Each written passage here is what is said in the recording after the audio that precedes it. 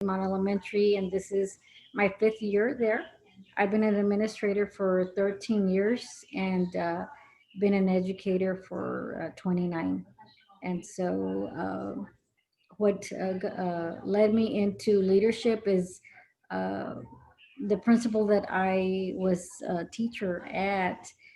She saw the leader in me and very supportive. She recommended me to a grant that was available at the time, and it was only a certain amount of teachers that could take the leadership courses under this grant. So she recommended me, and I'm very thankful that she saw that in me when at the time I was new to teaching, and so she certainly paved the path for me. And since then, it's been something that I find I'm very passionate about, and certainly enjoy doing.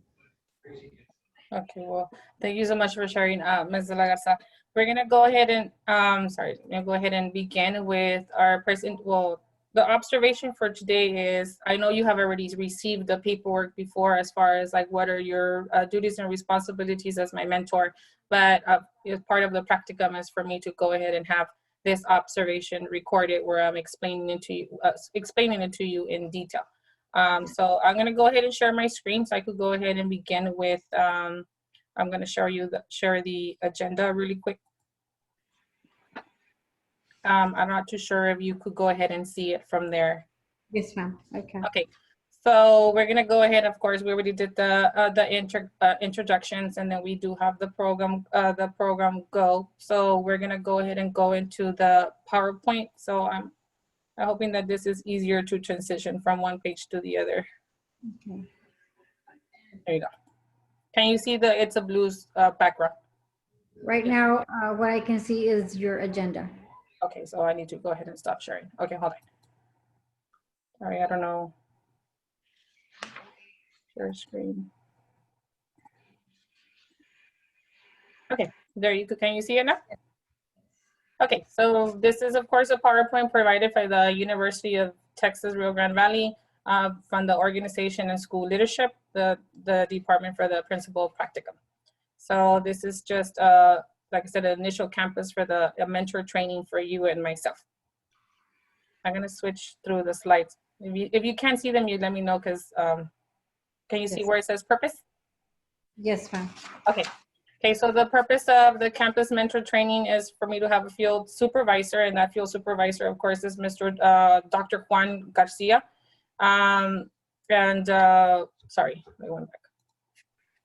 And this is the purpose of this is for us to have the mentor training, and this is observation number 1, which is planning the session with mentor-led practicum student. And it's going to be a little bit repetitive, but we'll get to it. Okay, so again, we already did the welcome and the introduction. We established the purpose, which is the mentor training. We're going to go over some TEA compliance requirements for principal. Well, we're going to go over the mentor role and responsibilities. Again, the field supervisor and intern responsibilities. Like I mentioned, my field supervisor is Dr. Juan Garcia. He is always available just in case you have any questions between my roles and your roles, or anything that you might have questions over. He's also someone that you could contact, and I'll be gladly to provide you with his information. We're going to go over the practicum requirements, expectations, and different forms that had to be signed prior to this meeting, and then one that's going to have to be signed after this meeting. But I'll go ahead and email it to you, and then you could return it back to me how you done before, just scan it and send it to me. This observation is being videotaped, and it's for the purpose of planning the activities. And then, of course, we will go ahead and finish our meeting.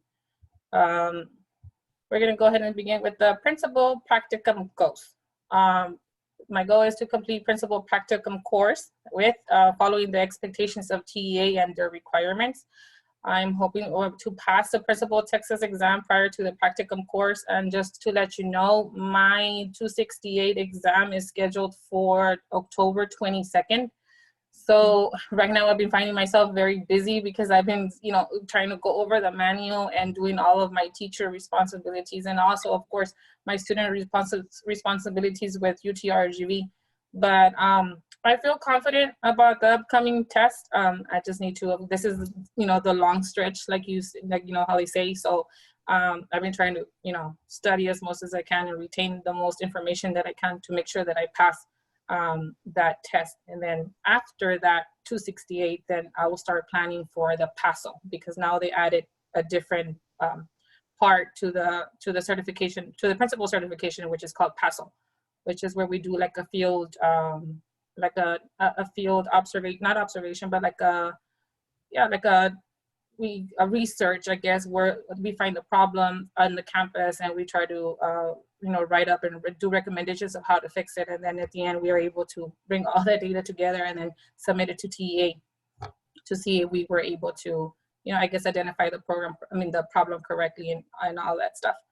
Part of my goals, of course, is to have the 160 hours log of core leadership activities. I've been working on my log since last February, when you first signed the mentor that you accepted to be my mentor.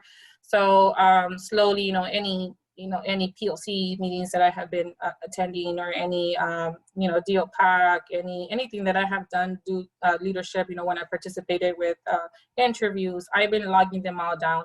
And of course, I'll be sharing that with you so you could, look over it and exactly what I've been doing. And of course, everything that I do with the school, with the UTRGV that could count as hours, I also been counting them. Successful completion of 3 videotape observations for a total of 135 minutes. And today is the first one for 45 minutes. And then I would still have to do 2 more, and we'll go more into it right now. We have to have effective communication, coaching, and student mentoring. That one, I feel that we have effective communication between me and you. I know that we're always communicating either by email, you're always available if I go and visit you at the campus, or a message. So communication between the both of us, I feel very confident that's been established, and we don't have no problem with that. And you do always try to give me your best advice when it comes to mentoring me or coaching and, steering me in the right direction. So TEA requirements: observation for a practicum and an educator preparation program must provide a minimum of 3 observations during the term of the practicum. 3, for candidates seeking professional certification as a superintendent, principal, or school counselor, school librarian, or an educational diagnostician, each educator preparation program shall provide a practicum as defined in 228 of this title for a minimum of 160 hours. Like I said, that's the goal right now, 160 hours. But with COVID-19, we don't know if the hours are going to get reduced or not. So I will go ahead and keep you updated on that if anything changes. But for now, the goal is 160 hours before December. Like I said, I have quite a few hours accumulated already since February, so I've been working at it. The ones from January carry over to this semester? Yes, because I started the first part of the practicum in January, right? But you didn't sign the paperwork till about February, because by the time I received it, and then so technically my hours don't start counting till after you had signed that first. So I have some that I have accumulated, of course, not the 160. So I'm still working on them. Let me go. Again, TEA requirements: 3 videotape observations and agendas. Like the agenda that I showed you right now, the 3 observations for a minimum of a total of 135 minutes, 160 hours of field activities, coaching, communication and mentoring, course requirements, and TEA forms. Those are things that you have already signed before. Practicum participants and roles. My field supervisor, which is Dr. Garcia, will go ahead and observe, and this recording will be turned into him, and of course he's going to go ahead and evaluate it. He'll go ahead and give me some coaching or anything that I might need. You're the campus mentor. guide me, support and dialogue, and mentor me in anything questions that I may have. And of course, my role is to complete my observations, my logs, and of course, make sure that I do everything that my classes are requiring of me. Mentor selection, identify an experienced role model who will guide the practicum student's professional development through coaching, mentoring. Such mentor will assist student in improving and providing leadership opportunities for growth. Also, mentor will assist intern in improving skills and be better prepared for the role of a campus leader. So this one is an important slide. I had a choice, like, of course, to choose who will be my mentor, and I chose you to be my mentor because I feel like you're a strong leader. You have a lot of good qualities to offer the campus and your staff. So I feel like if there was somebody that I wanted to learn from, it would be from you, because you do follow protocol. You do know your stuff. You do things for a reason. And I wanted to, I want to be like that. I want to make sure that every decision that I make is a decision that I could go ahead and back up with data, with paperwork, and that is one of the reasons why, I offered, I made sure that I reached out to you and asked you if you could go ahead and be my mentor. So I was glad, of course, that you accepted to be my mentor, not only once, but twice. So that was, I just, that's the reason why for the mentor selection. The role of a mentor, this is, of course, your role, provide on-the-job development through mentoring, create a linkage between theory and practice, involve student in school improvement projects, provide quality leadership opportunities for growth, mentoring and log hours, support student for successful observations, and assure student end of course assessment. The benefits of the mentor, this is some benefits for you. Reflection on own skills and practices, have an additional glossy administrator teacher to support campus improvement, recognition as a successful administrator, collaboration and assistance on campus improvement project and strategies. And like I said, I feel that you are a very successful administrator, at least in my eyes. You've turned BG Guzman around. So I feel confident that I have a lot of things to learn from you. We'll work together. Yes. The mentor role and responsibilities is to assist with planning and scheduling activities, be available for meetings, discussions, clarifications, questions, and problem solvings with intern. Like I said, you're always available and you always reach out to me, even if it's, at a later time. So I feel in that way, we are good. 50 to 20 minutes debriefing sessions daily or weekly, reflecting with the intern on the days of activities. And you do, like this last time that we were working on the master schedule, you did go back and you told me, I guess that those are some of the roles that as a principal, we are expected to know how to do. So I was glad that you gave me the opportunity to work on that, because it was a lot of work, but I feel like, okay, now I know what it takes to do that master schedule. We are to share past experiences and expertise related to the roles and responsibilities of the principal leader, model effective practices, procedures, strategies, and provide constructive feedback to the intern, offer opportunities for intern to attend principal meetings and staff development related to leadership skills, allow the intern to be meaningfully involved and contribute to chosen aspects of the school and supervise that involvement, campus committees, CIP projects, and etc. Allow the intern to be meaningfully involved in and attribute to aspects of the campus and supervise that involvement. TEA requirements and field supervisor roles, manage all online classes, explain courses expectations within 2 weeks, collect all requirement forms, provide mentor training, conduct observation number 1 by end of week 2. Mr. Garcia did give us a little bit of leeway because of COVID-19, and he understood that some of these projects had to be a little bit delayed. So there's going to be a little bit of changes, I guess, on the dates.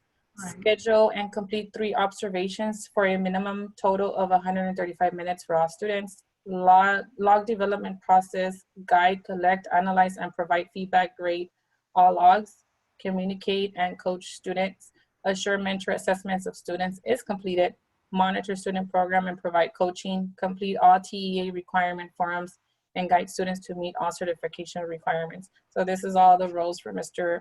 Garcia, and he's really good. He's been really good at making sure that he stays on top of what we're supposed to be doing. Practicum student responsibilities, attend to all online classes. Just to let you know, my classes are every Wednesday from 6 o'clock all the way to like 8:30 sometimes. Complete all TA forms and class assignments, completion of the 160 log hours of field activities, completion of 3 videotape observations for a minimum of 135 minutes, develop observation agendas, engage in 3 videotape observations, pre-conference and post-conference processes. So after this video, I would have to go ahead and complete, of course, the post-conference. But I'll go ahead and I complete that and I submit that. Hold needed conferences with mentor on the student assessment instrument and process. Communicate and engage in coaching schedules with mentor and university supervisor. Plan, organize, and complete all course expectations and clarification process. Okay, so this one is the one. Okay, so right here, it shows 160 hours of leadership activities required, categories, and examples. And of course, these are some examples, but they're not limited to this. Like I said, with COVID-19, we've been having a lot more, we've been trying to figure out other ways to go ahead and accumulate 160 hours because, you know, it's a lot. And one of the things that they pointed out is that we could go ahead and do interviews with either the assistant principal, you know, or other department heads. However, our campus is a little bit small. So this is where I wanted to ask you, well, who do you recommend that I could go ahead and interview? And it could be anybody, you know, though, that anybody that as a principal you have to, you know, deal with and maybe not on a daily basis, but to make certain decisions or anything that you, any person that you might think would be a good idea to interview. So looking at that category, assistant principal, and then underneath it is discipline. First that comes to mind is Mr. Mendoza, who is the principal to the DAP campus, which is right next door. He is also part of the district level discipline committee. And so he has a lot of insight as to our local policies when it comes to discipline. So his name is Mr. John Mendoza. Okay, yes, I think I know who he is, Mr. John Mendoza. He is one, and you let me know if you would like for me to contact him, and or you can go over and visit with him or do a Zoom with him. Yes, I could definitely, I could attempt to reach out to him first. Yeah, if I'm not successful, then I'll definitely reach out to you. So maybe you could help me make that initial contact, but I'll try it, you know, before, because I know you're very, very busy. Anybody else that you think that I could benefit from interviewing? Under the same role, assistant principal? It could be anybody. They said we could interview, you know, counselors, anybody that you deal with that helps you run the campus. You know, as a principal, you don't only deal with, of course, like, you know, the assistant principal. You also deal with maybe the cafeteria, janitor, you know, all of those people make up an important role in the camp to make the campus run. So I don't know who else you would recommend. See, what I'm trying to make the connection with your, you know, what's going to help you in when it comes to taking your assessments and be familiar with some of those domains that you need to be familiar with. So, like, for example, I said Mr. Mendoza, he has a wealth of knowledge with discipline. Miss Pena, our curriculum specialist, who falls within the curriculum. She's also strong with discipline. She's been a former principal as well. She was also coordinator for Reading First. So she has a wealth of knowledge, very broad background as far as experiences in running different programs. Um, Oh, wow. I didn't know that about Miss Peña. That's nice to find out. So she yes, was the principal before also. Oh, wow. she was the principal. Yes. Oh, okay. And she also has a secondary background. She was the dean of instruction over at Veterans Middle School. Oh, okay. So she, no, she's very knowledgeable also. Then that's someone that I could definitely interview soon. Um, for the 160 hours, ma'am, I'm also able to participate, of course, in 504 and RTIs, LPAC, GT meetings. And I know I know you always let me participate. And last year I participated in some of those meetings, either through my grade level.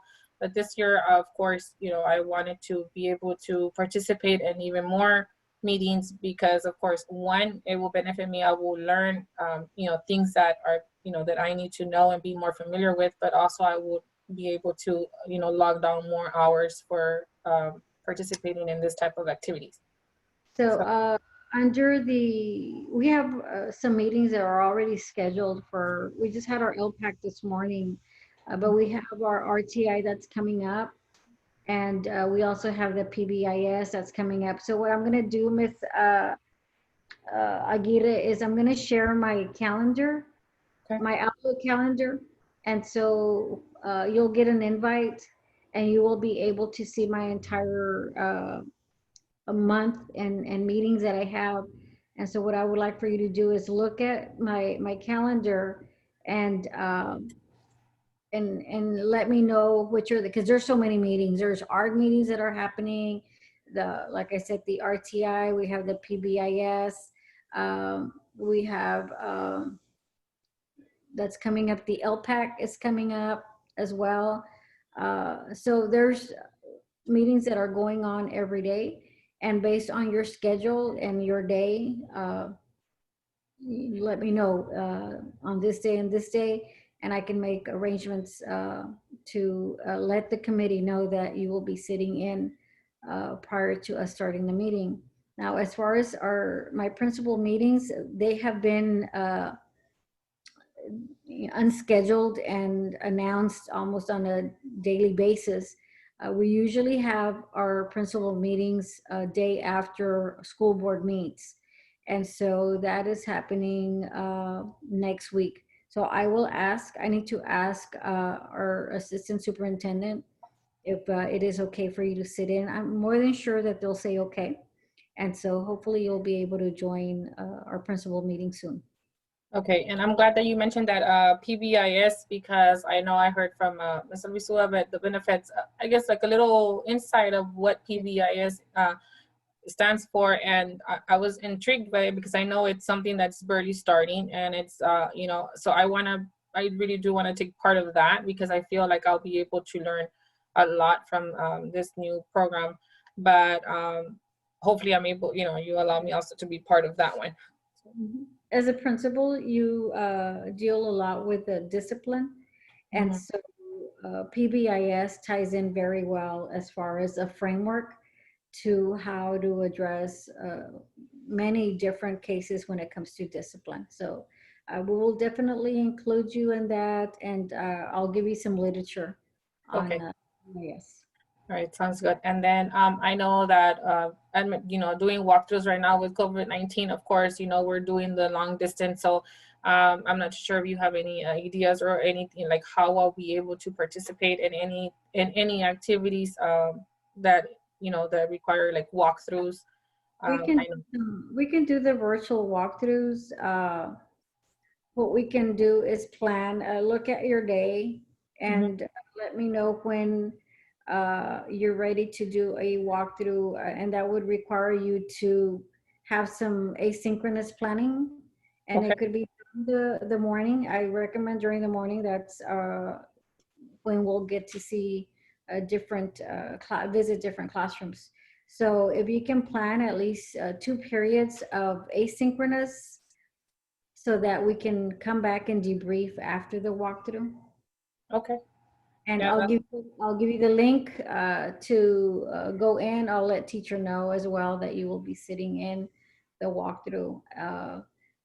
And we'll afterwards, like I said, we'll do some debriefing and talk about what we noticed and some recommendations that I would give as a principal to that teacher.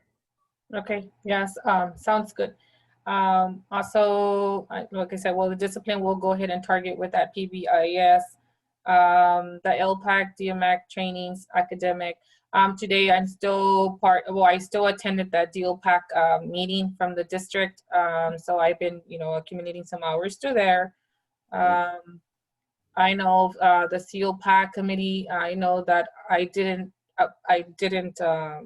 apply for it this year or miss. I know you had given the responsibilities to other teachers and kind of like try to get volunteers, but I wasn't asked. But I still want to be part of the CLPAC anyway. So that's another thing that I would like to join. I'll give you also on our school calendar. It's not noted on there, and I don't know why we didn't add it, but I already have the dates, and I'll email you. As a matter of fact, I'll email you. The meeting dates are already set, and we have 2 parents that are part of our CLPAC. We just need a business or community member. However, our first meeting is coming up. I want to say it's next week. So I will send you the flyer of our dates and members. Okay, sounds good.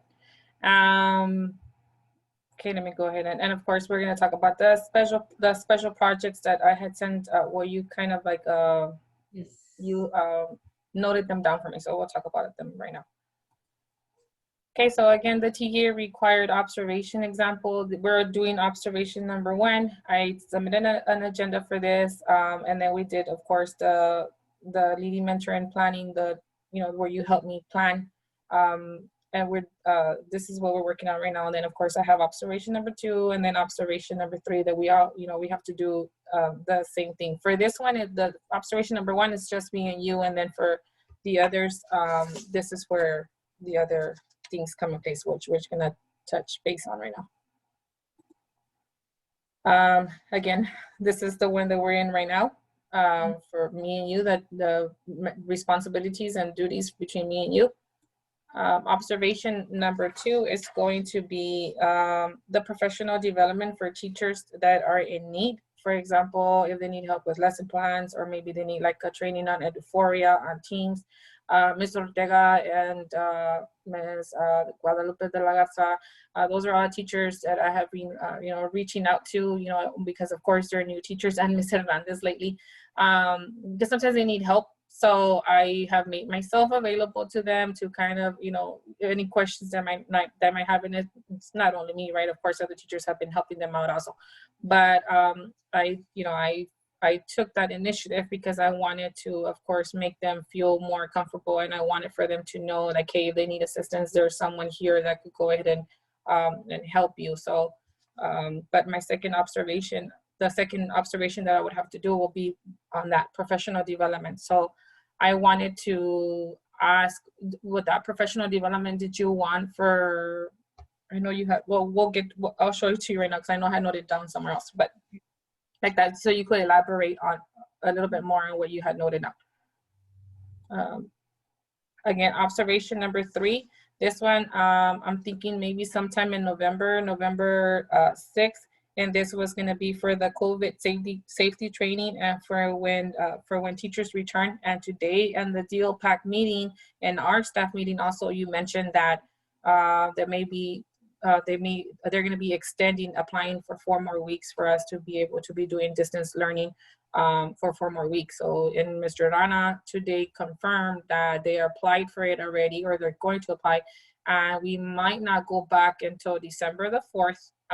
And even then, depending on the numbers and the severity of COVID-19, around that time, then they're going to make a decision whether they're going to apply for it again, or what is their next step.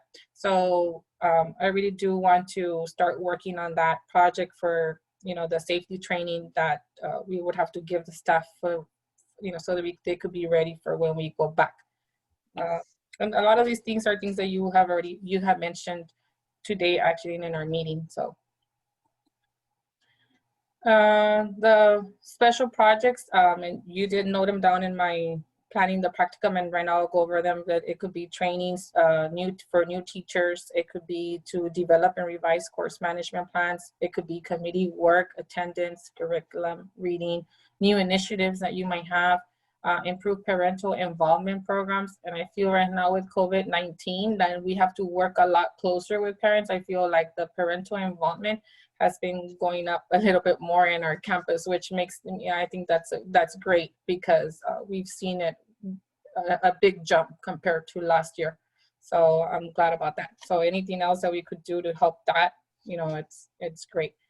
And of course, these are the people that you could go ahead and contact. You already have a copy of this PowerPoint, but this is Dr. Juan Garcia's email. If you want to let him know, reach out, anything, questions that you might have over the practicum. Mr. Guerra is the one that's in charge of the whole program, and Ruby Sense is the secretary from the program. So let me show you the other page. Hopefully it goes back. Are you able to see the one that says University of Texas Rio Grande Valley? Not yet. No? Okay. I don't know why it does that. Let me share the other screen.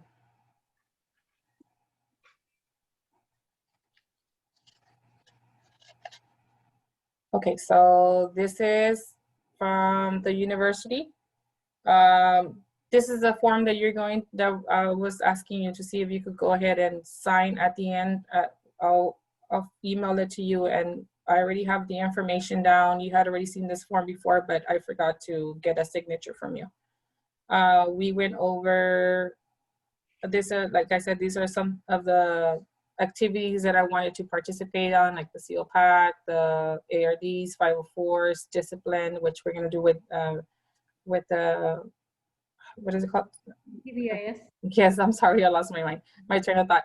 Supervision of after school activities. I know right now there's no after school activities like dance, for the dance team or any type of sports like the soccer.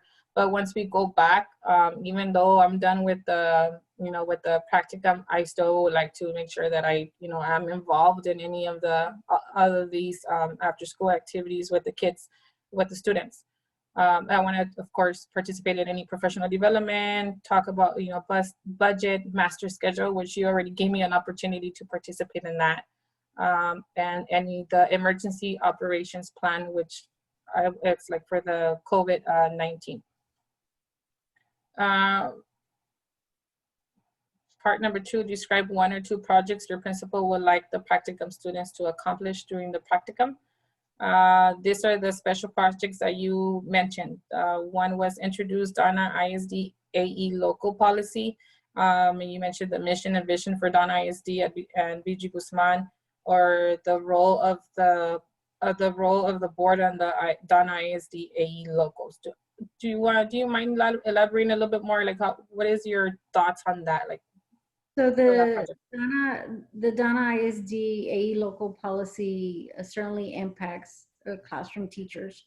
So there's two parts to it. We have our pre-K through 2nd grade teachers, where students need to show reading gains every year, a certain percent. So for this year, 75% of students need to be on reading level. And by next year, it needs to be at 80%. And so we were measuring the gains in reading levels through iStation. But now that we've switched over, we're waiting to see if, for our leaders, our district leaders, to go in and just change the program, changing it from iStation. Now it's learning. It's Imagine Learning? Imagine Learning. Imagine Learning.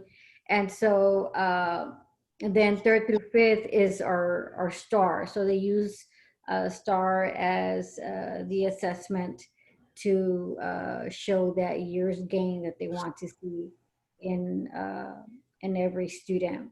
So there's two different, it's divided into these two groups. And so what I would like to do is take our vision and apply that vision to Donna ISD. And how are they comparable to each other? And what do we need to do as a campus to go back and also add to our vision and mission to be aligned with our AE local policy. And so because of the accountability that is placed on every teacher and the monitoring that goes into play, that every teacher has to be responsible for the tracking, it's important that we are familiar with this policy. And which is why I want to discuss it more with teachers more frequently than what we do, as opposed to waiting at the end of the 6 weeks, waiting for the new data to come in, where we could have maybe midpoints, some checks in between before waiting to the end of the 6 weeks. Yeah, because understanding the data period is, I think that's important, because that we're able to plan more accordingly, and then we're able to reach these goals. And with, like you said, with this new program this year that we have not started our kids on, I think it's very important that we start making those having those meetings and all those, like you said, those checkpoints, so we can make sure that we stay on track and make sure that we accomplish those goals. So yeah. And being in this COVID situation, I firmly believe that we do have family students that are not connecting, and there's going to be some regression. However, we still have to keep pushing forward, implementing, following up with those that are connecting, so that that learning gap does not widen more than what we expect to see.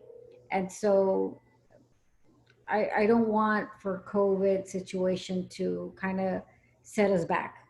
We have to keep trying to reach out to our students, and whether it's synchronous or asynchronous, still monitoring. It's been challenging, I know, for all of you to do this. The testing, the BOY testing, some that can, some cannot. So our data is going to be a bit incomplete. However, we could still track. I feel that we can still track some of our students.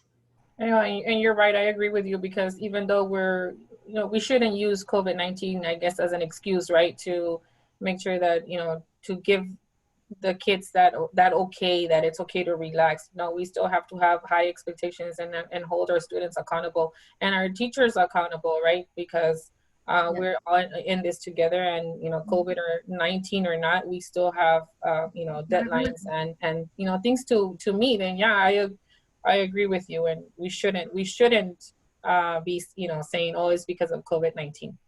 Right. So, I agree. We still have state accountability and our federal with our TELPAS. So yeah, and we still have a responsibility with our students also, right, to make sure that we are doing our best so that they could learn the most they can, even if it is through distance learning. correct. So, for project 2, Ms. Lagarza, you have put introduce STAR and TELPA student accountability, and I'm guessing we're going to use data and student growth from last year to this year. I really don't know. Is there going to be a STAR this year, or like? As of now, there is a calendar for STAR testing. When I shared some time back that in March, when all this COVID started, we were the disaster mode. Now that we've gone through the end of the year and during the summer to come back with as much safety protocol. Now we're under accountability mode. So TEA does have a testing calendar out for STAR.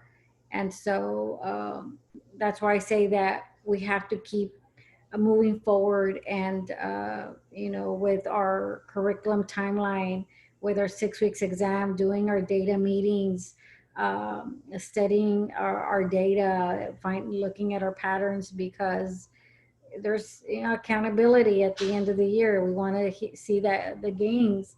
And so we can't just wait and think, well, maybe there won't be accountability. Maybe it's just going to be through a more of an informal type of data collection. Uh, as a campus, we will move forward as if it was, as Right. we are testing at the end of the year.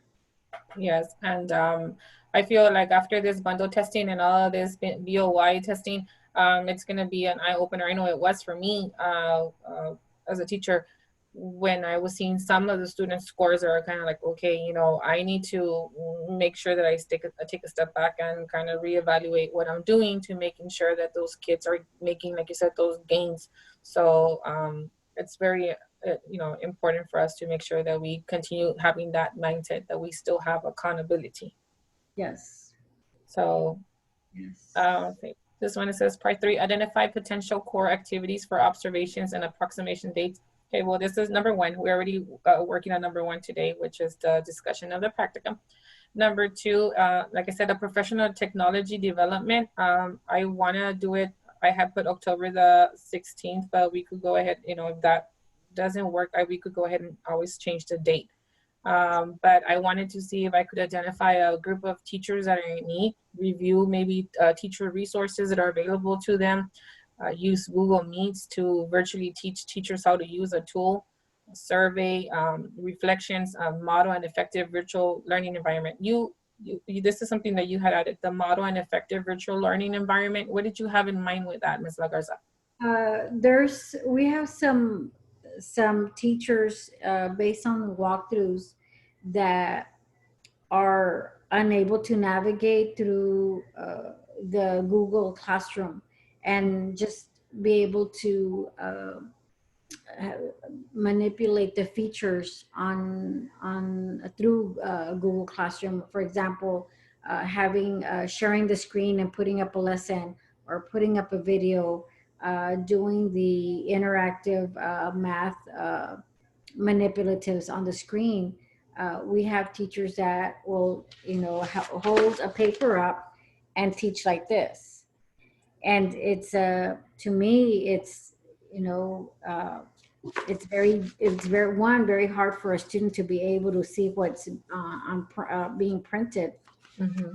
And so creating an effective learning environment, just looking at you, I have the feeling that, it gives me the feeling of being in a classroom and having the screen and ready to differentiate through virtual learning is something that some teachers have still not developed or not proficient in, and providing some that guidance or help or ideas. I feel that it's a step forward in helping them. Okay, and I could definitely work on something. And like I said, this is something that I could either pull in, a group of teachers that you could go ahead and assign me to, and I could go ahead and do the one-to-one and try to show them how to navigate the different programs that we have, or I could go ahead and do it as a whole campus as a whole. That is something that is, that I could definitely start working towards too, because yeah, I myself had to rely also like on other teachers to kind of help me navigate here and there. But, I'm, of course, now I want to make sure that I help other teachers that might need that assistance, because yeah, you're right. It's very important for us to be able to navigate from the video and being able to project what we're writing using the Elmo, because yeah, I tried writing on that paper for the first day or two while they set up my Elmo, and it was very difficult because you're right, the kids are not able to see what you're doing or what you're trying to point out. But with the use of technology and being able to move from screen to screen and You know, it makes everything more easier, and it makes your class, you know, flow even better, and the kids are able to understand more of what is it that you're teaching. Be So engaged, be engaged. And it may be just overcoming that fear of just, it's okay to click on that. It's nothing's good. It might erase, and even with Google Classroom, everything's saved. It's an auto save.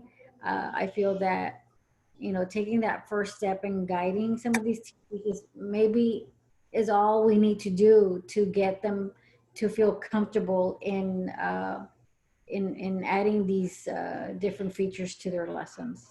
yes, and well, I could definitely make sure that like I said, assist you in doing something like that. You just let me know if you want for me to target just a specific group of teachers, or do it as a campus as a whole.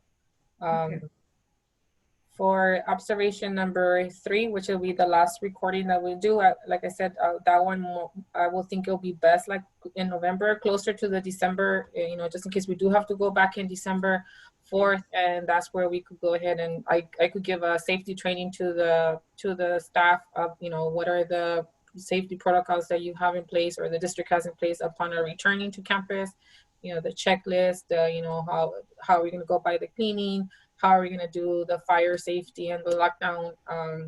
Those are all, I think, very important points that you had noted down, that I feel like every teacher, and including myself, have those questions like, how are we going to do fire drills to comply, and how are we going to do lockdowns with COVID-19, you know, lingering around our minds.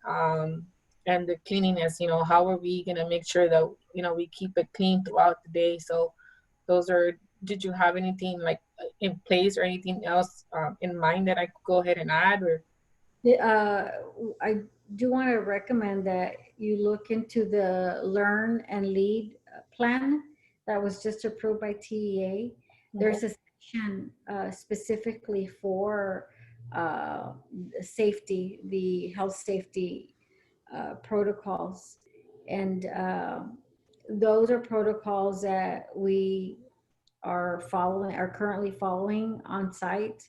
However, there's a lot more that I need to implement and prepare for in the event that we do come in. And right now, the on-site staff, I do tell them we need to practice this for the day that we do have more students coming in. For example, classrooms right now, they're all already set up with a 6 feet distance.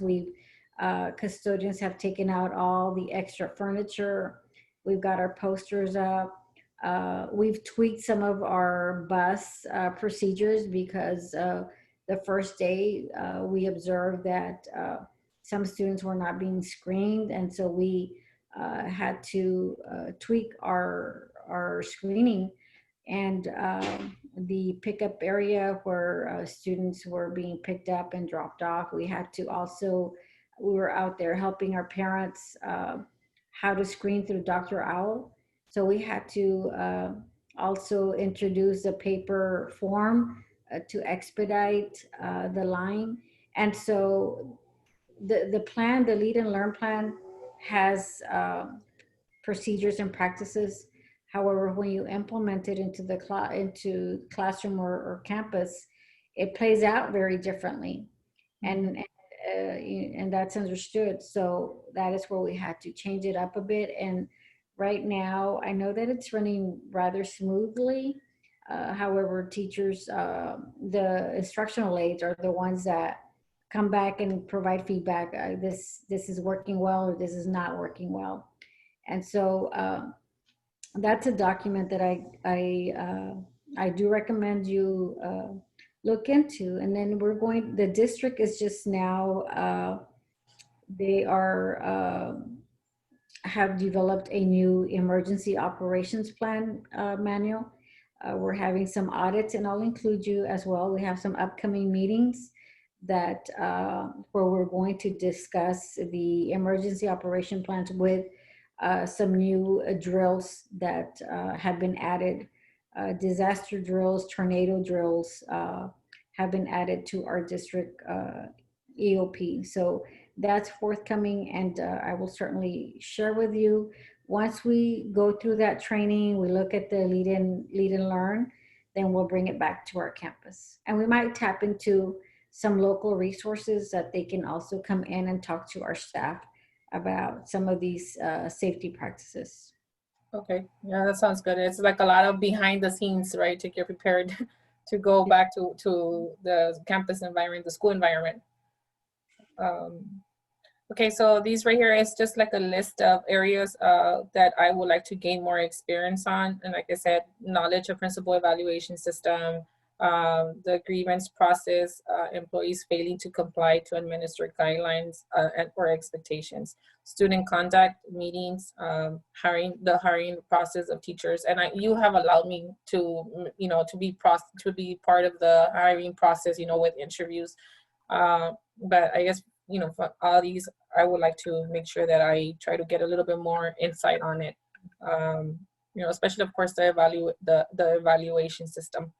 But those are all things that of course are just things that I would like to gain experience on. And I know I'm not going to be able to gain all of the experience, just from here to December. But like I said, even after my practicum is over, I would still like to, of course, continue learning from you and, gaining more experiences. So I would truly appreciate any other, experiences that you could allow me to gain.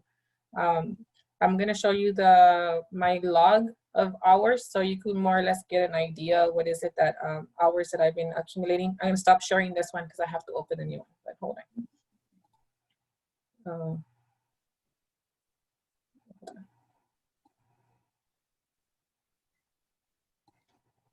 Oh.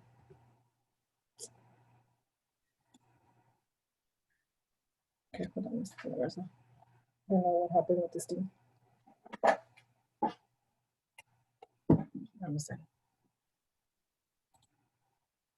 Okay.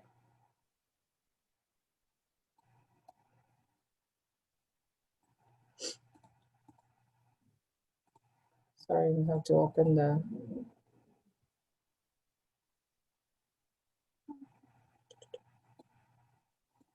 Okay, I got it. Sorry, it's because I had to switch you to another screen to be able to open it. Okay, now I'm going to share my other screen with you. Okay, so this is my log, and like I said, I've been accumulating hours since February. These are the ones for September so far. So Mr. Garcia, or the part of the practicum is for us to go ahead and note down the days that we are getting hours for, and what is it that we're doing for, like, as far as the description, what is it that we're doing. So the first one in September that I have is hosted the Meet the Teacher. Are you able to see my screen? Yes. Okay, sorry. Is like hosted the Meet the Teacher for second grade through Zoom, and I have, that I put that I had to create a link that I shared with you to be posted on social media. Parents were able to connect to our Zoom meeting with the use of the link. During the meeting, important information was given to parents and students on what to expect during our new long distance learning school year. So this activity description, of course, I have to make sure that I tie it up to a principal standard or the competency. So, and then I submit this log to Dr. Juan Garcia, and Mr. Garcia is very, very, very, he looks at every little detail, and he makes sure that, of course, that activity is tied up correctly to the competency. So he does have some suggestions for me to make, changes here and there, but for the most part, he's says that I've been doing okay on my log. I noted down, whenever I have to help you, like with the master schedule, that, what POC that I attended with you, Van Elementary, it was a short meeting, but, I still got to note it down. Anything that I have been working on, I make sure that I note it down. And this is a log that I'm going to be sharing with you, so that you could go ahead and just, monitor, see if you're curious to see what hours I've been working on.